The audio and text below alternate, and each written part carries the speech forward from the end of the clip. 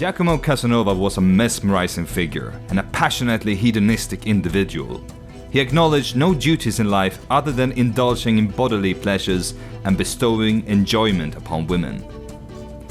His philosophy was simple. It was to live for earthly pleasures, to be spontaneous, and to revel in them. When he began to read and engage in occult teachings, significant problems arose. The Inquisition had had enough of Casanova and his ways. It was time once and for all to do something about this blasphemous libertine Casanova.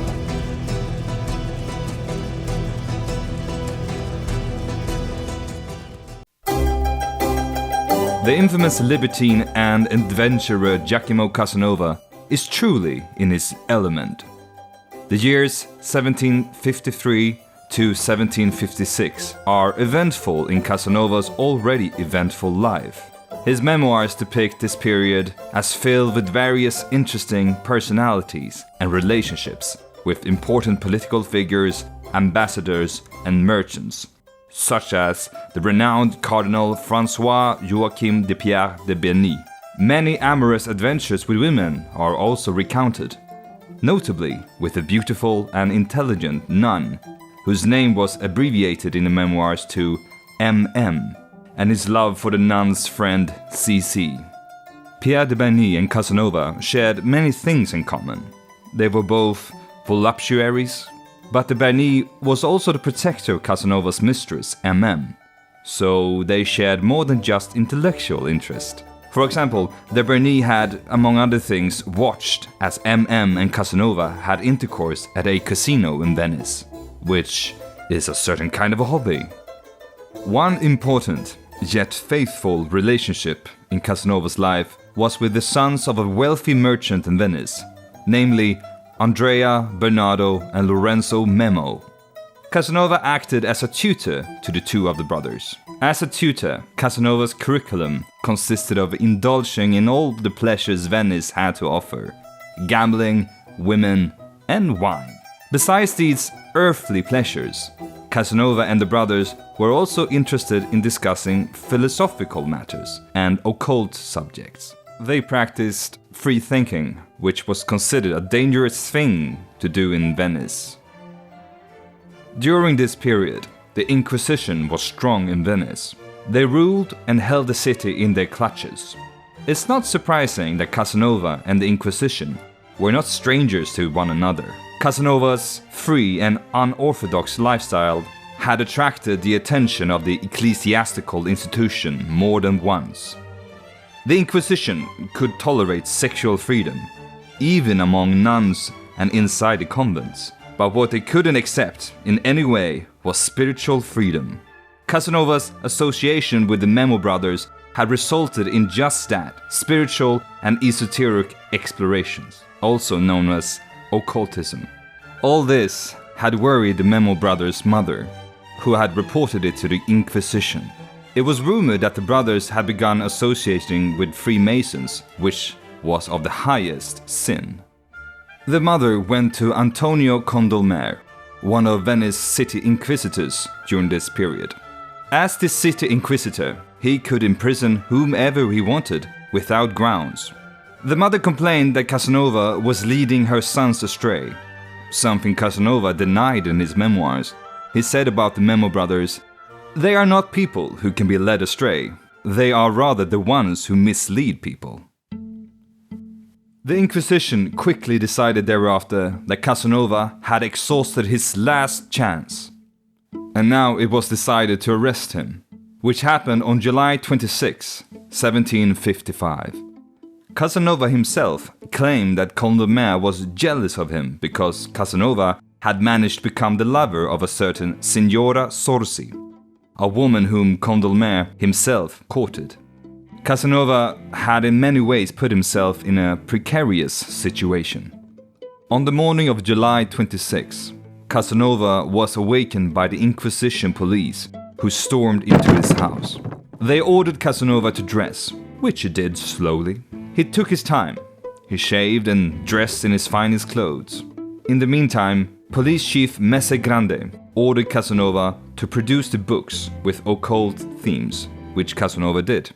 The other policemen had begun confiscating all the letters, manuscripts, and books found in Casanova's bedroom, which were quickly stuffed into a sack. It was customary for the Inquisition never to disclose the reason for the detainees' crimes, which was also the case with Casanova. When Casanova was led out to the salon, he was surprised by what he saw there. In the room were 30 or 40 policemen. In his memoirs, he writes, "They had done me the honor to think so many were needed to secure my person, whereas, according to the axiom, not even Hercules against two, meaning even someone of great strength will perish against overwhelming numbers." He continues, "It is strange that in London, where everyone is brave, only one man is used to arrest another, and that in my dear country, where people are cowards, 30 are sent." Casanova was taken out to the canal outside the house and placed in a gondola with only 4 guards. The others were sent away. Casanova was first taken to the Messe Grande's office, but it quickly became clear that he would be sent to the prison at Doge's palace. The prison, also called the Lead Chambers.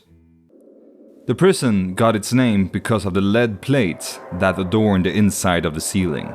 These plates generated heat in the summers and cold in the winters, creating, to say the least, a hostile atmosphere. The prison was located under the palace roof, so the cells had low ceilings.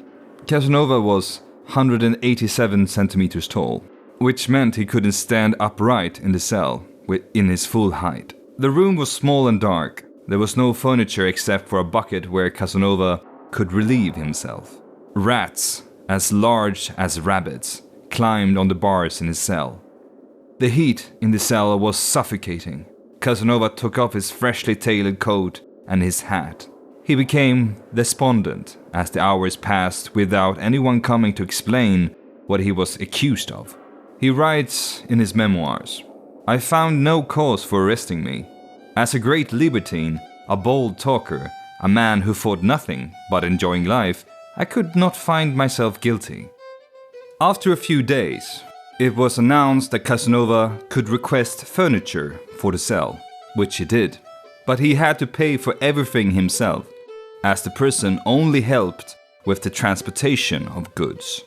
As mentioned earlier, the prisoners in the lead chambers were never informed of why and for how long they would be there. They were also not allowed visitors, and the only human contact available was with the other inmates and the guards. However, it has been revealed in historical documents that Casanova received a punishment for blasphemous expressions about Christianity, for which he received 5 years in the lead chambers. In this existence, Casanova found himself for a year until he decided it was high time to break out and flee. In the memoirs he writes, "I have made up my mind to gain freedom at the risk of my life. Either they will kill me or I will succeed in it."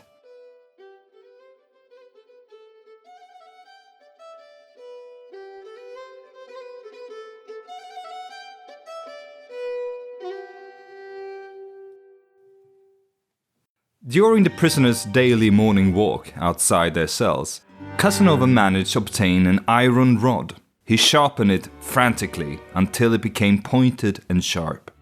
He then began hacking and digging a hole in the floor under his bed, working every day. However, there was a slight problem. Every morning during the prisoners' morning walk, their cells were cleaned. His little escape project would undoubtedly be discovered by this. Casanova realized he could avoid getting caught by pretending to be sick. At least he hoped so. He immediately began coughing and spitting blood. As if on cue, the cleaning of his cell stopped immediately. He could now continue working on his escape undisturbed. He worked for several weeks, through the floor and through beams. Eventually, he had dug a hole large enough to dare attempt an escape. Then it happened. The guards inexplicably informed Casanova that he would need to change cells. The hole was discovered, and he was put under strict surveillance from then on. Everything seemed bleak and miserable now. He couldn't possibly break out under this watch. A ray of hope emerged when a new prisoner arrived in the adjacent cell. The scent of freedom became stronger when the prisoner, a monk named Marino Balbi, agreed to assist him in the escape. Balbi was in prison for breaking his monk vows and fathering 3 children. Casanova describes in his memoirs that he strongly disliked this man. He found Balbi vile and unintelligent, but out of necessity, he had to work with him. They communicated by smuggling letters and books passed between the cells. In these letters, Casanova instructed Balbi to start creating a hole in the roof of his cell. Casanova managed to smuggle the iron rod into a Bible for Balbi's use. Balbi then began hacking a hole in the ceiling of his cell, and then climbed onto the roof and started hacking through the roof above Casanova's cell. It took days to complete the work. Balbi toiled away. The hole in his cell was covered with saintly images. Balbi used chewed bread to attach the images to the wall and roof. By October the 31st, 1756, all preparations were complete, and the escape would take place that evening. When Balbi finally broke through the ceiling in Casanova's cell, the prisoners rejoiced and greeted each other. They took the bed sheets and put them in a bundle, and then climbed up through the narrow hole in the ceiling. Casanova barely managed to squeeze through the hole. The 2 men reached the palace roof and could finally breathe in the cold night air. Moving on the roof was difficult because it was steeply sloped. And what made it even more difficult was all the bundles the men carried. The bundles containing change of clothes and bed sheets. They had to sit still for a while because the moon was shining too brightly. The shadows would be visible in St. Mark's Square. They had no choice but to wait until the moon disappeared. When the moon vanished, the men started moving. Casanova used the iron rod to maneuver around the roof for leverage. If he lost grip with the iron rod, he would fall from the high palace roof to his death. Balbi clung on to Casanova for dear life due to a lack of other things to hold on to. They crawled around the palace roof. With great effort, they desperately searched for a place to anchor a rope, which they fashioned from the bed sheets. They looked around desperately and realized it was hopeless. They couldn't find a good place to climb down. They realized now that they had to turn back to the cells, when suddenly they saw a skylight a little further away. They crawled to the window. They looked through the window and saw that the room was unguarded. However, there was a problem. It was a long way down to the floor. The rope that they fashioned out of the bed sheets wouldn't reach all the way down. Casanova started looking around, hoping to find some tool to use. And he did. He found a ladder that someone had left on the roof. With the help of the rope and the ladder, they managed to descend to the floor. The room looked like a library. But in reality, to the prisoner's surprise, they were now standing in the archives of the Inquisition. There was no time to lose. They quickly left the room and sneaked down many stairs to reach the ground floor. They made their way through the government offices. The men ended up in a room which Casanova recognized from before, the ducal chancery. The door out of this room was locked, and this was the only way out. They decided to break through the door. They made a man-sized hole in the door and crawled through. But Casanova got stuck. Balbi had to help Casanova by pulling his arms. In the process, Casanova got badly hurt and bled all over his body. They made their way to the courtyard, but yet again, another door was locked and stopped them in their tracks. The clock struck 7, then 8. The desperation grew in the men with each passing hour. Would they now fail when they were so close to freedom? The men sat down on the floor. They were tired and dismayed. The blood from Casanova's wounds now covered all his clothes. He decided to open a window and look over the palace courtyard. but he immediately regretted doing this because some idlers in the courtyard noticed him and informed the guard of a mysterious man in the window. The people informing the guard did not know that he was a prisoner. They only thought he was a prominent guest from the night prior.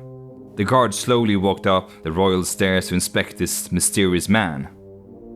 Casanova told Balbi to follow him and say nothing. When the guard opened the door, he turned to stone. Casanova, in his ragged state, unshaved and bloodied, made quite an impression. There was a profound silence. Casanova just looked at the guard and did not say anything. He walked past the guard, who did nothing, and Balbi quickly followed Casanova. They walked down the palace grand staircase, the so-called the Stairs of the Giants. When they reached the end of the stairs, they started running. They ran and they ran, through alleys, around corners, and finally arrived at the closest harbor, Porta della Carta. They avoided looking at anyone, not wanting to draw any attention. They jumped into a gondola and made their escape.